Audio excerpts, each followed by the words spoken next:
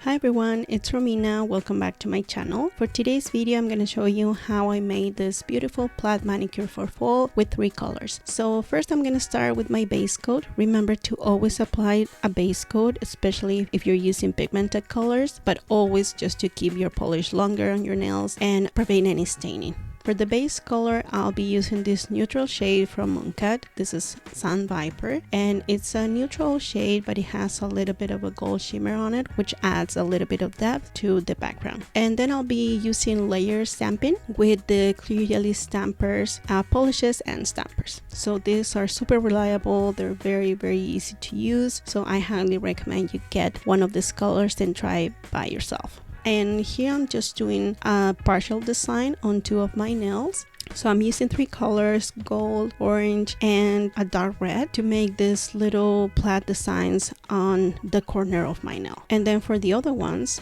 I'll be using a bigger stamper and the bigger patterns here. You will see on the stamping polish that they have a little arrow between those 2 patterns. That means that one has to go before the other to create the full pattern on your nails. So here, just trying to match it with the previous design.